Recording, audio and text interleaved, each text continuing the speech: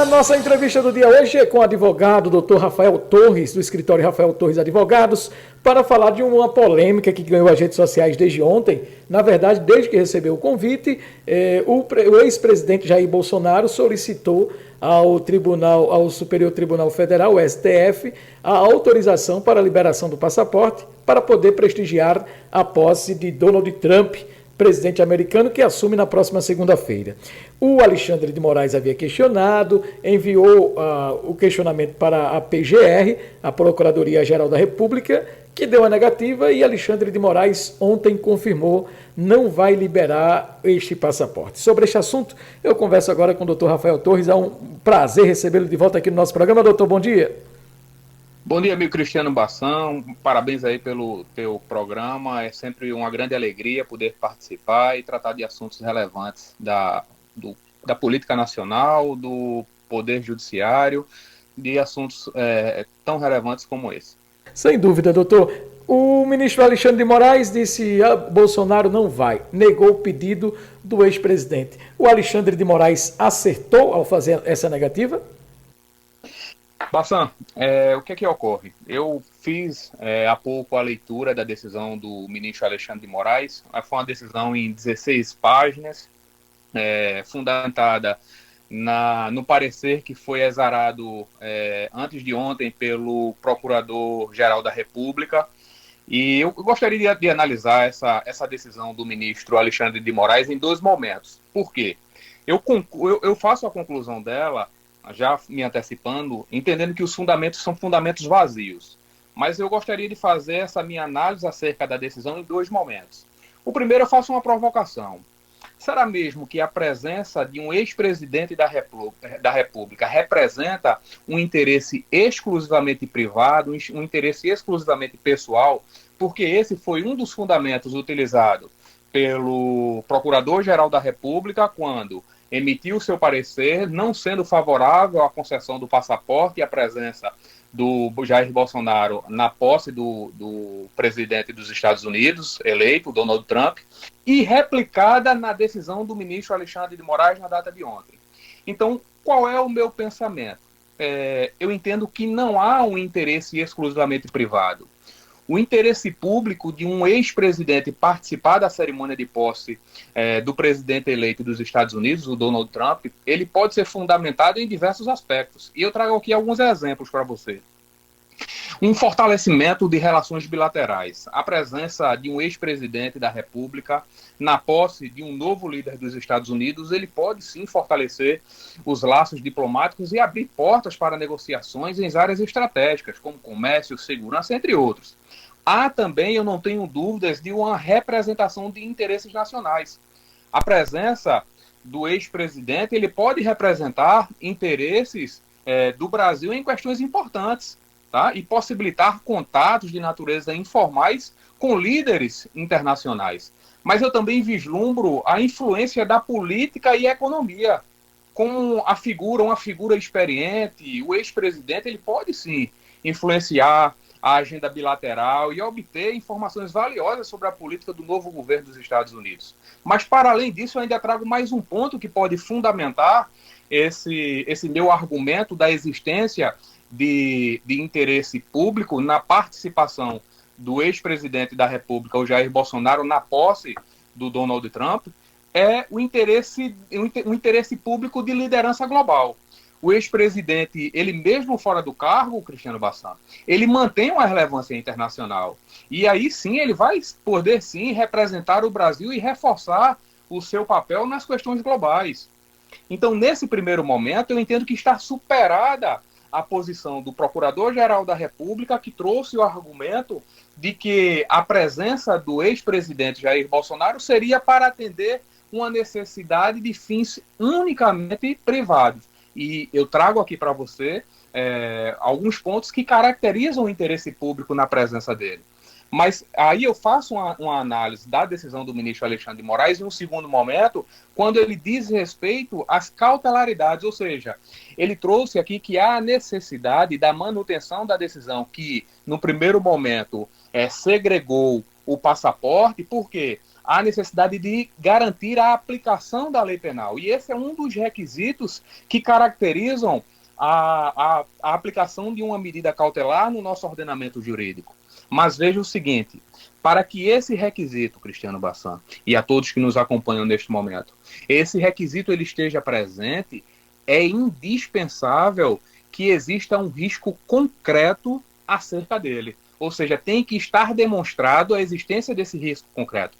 A alegação de que a medida visa garantir a aplicação da lei penal, ela não encontra respaldo em fatos concretos. E aí, para que se torne mais acessível o entendimento para aqueles que nos acompanham, como, por exemplo, se houvesse uma denúncia por parte do Procurador-Geral da República acerca de uma acusação criminal contra o ex-presidente, e o ex-presidente, ciente dessa denúncia, ele mudasse o seu endereço, ficasse em um local não sabido, única e exclusivamente para quê? Para se furtar da aplicação da lei penal, para se furtar de receber essa denúncia e poder ter a tramitação do processual e ao final saber se haveria ou não fundamentos para uma eventual condenação sua. Se, no caso concreto, pudéssemos vislumbrar essa posição do ex-presidente, eu não tenho dúvidas que a aplicação da lei penal, esse requisito, Cristiano Basson, ele estaria presente.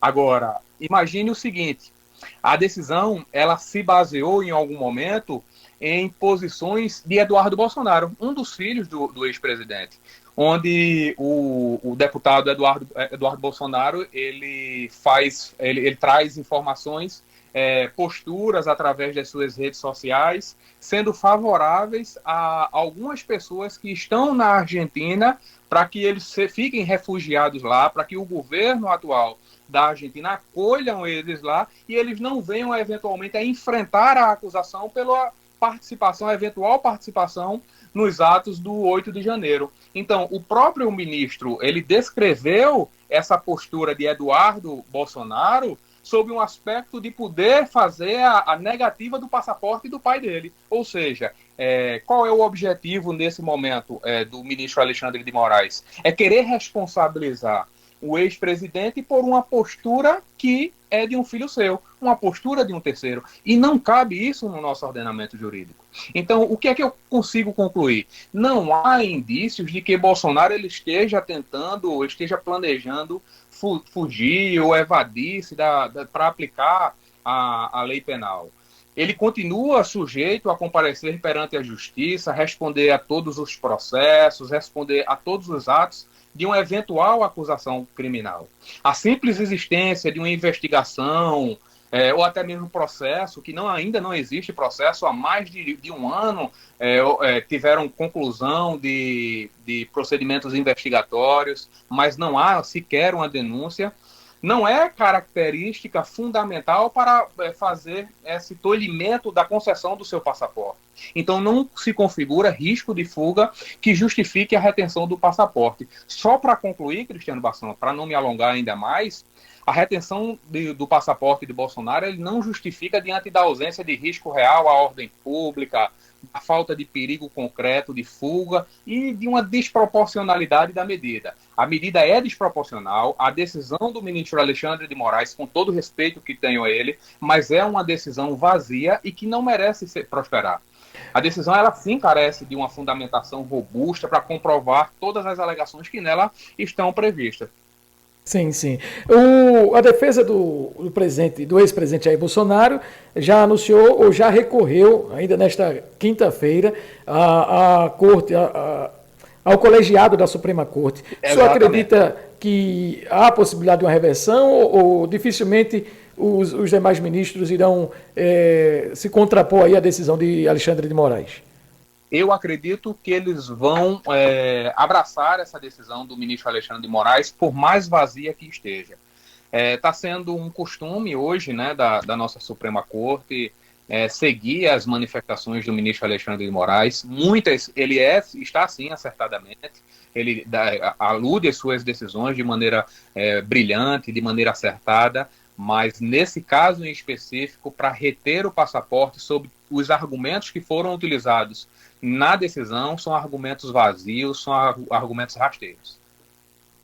Doutor Rafael, na argumentação da PGR e do próprio ministro, eles solicitaram que o ex-presidente mostrasse um convite oficial enviado pela equipe do Donald Trump, né? E o que existe, na verdade, é um e-mail que foi recebido pelo filho do presidente. Isso não seria o suficiente para o ministro atender? Com relação à retenção do passaporte, o senhor já se posicionou aí, disse que não havia necessidade de tanto, né? Não, na minha opinião, é aquilo que eu disse, os argumentos que foram utilizados são argumentos vazios e que caberia sim a possibilidade de que eles pudessem participar da posse do atual presidente, do presidente eleito, Donald Trump, porque os Estados Unidos é uma potência mundial, sabemos disso, e seria de uma grande relevância a figura do ex-presidente da República lá para o nosso país e para o restante do mundo. Essa decisão, doutor, reforça aquele argumento de perseguição política que o ex-presidente afirma sofrer por parte do ministro Alexandre de Moraes. O senhor acha que até para acalmar os ânimos ou quebrar essa ideia de que o Bolsonaro é perseguido, o Alexandre deveria atender a esse pedido? Olha, ele deveria atender esse requerimento da defesa do ex-presidente, do Jair Bolsonaro, porque os argumentos que ele utilizou para negar são argumentos frágeis. Então, são argumentos que não se justificam. Essa questão de perseguição, eu não posso adentrar esse ponto, Cristiano, porque assim, aí é uma visão pessoal dele. Né? Tecnicamente falando, eu só posso me basear em uma questão técnica. Eu tive a oportunidade de ter acesso à decisão. Então, baseado em uma questão técnica, eu posso falar a respeito da decisão. Né? Eu posso criticar, eu posso elogiar. Então, na minha opinião, é uma decisão carente. Uma decisão que não caberia negar o passaporte dele. Mas essa questão de perseguição política, eu afasto, eu não adentro nessa discussão, porque cabe a Bolsonaro e toda a sua equipe poder fazer essa análise e manifestação. No mais, vamos aguardar o que a Suprema Corte vai decidir. Está muito em cima, né? A posse já acontece na segunda-feira, mas como o senhor falou em sua análise, dificilmente a Corte iria de encontro à decisão aí do ministro Alexandre de Moraes. Né? Acredito que vai acolher sim. Inclusive na unanimidade, eu acredito, acolha a decisão do ministro Alexandre de Moraes para que negue a participação dele no ato de posse do presidente dos Estados Unidos.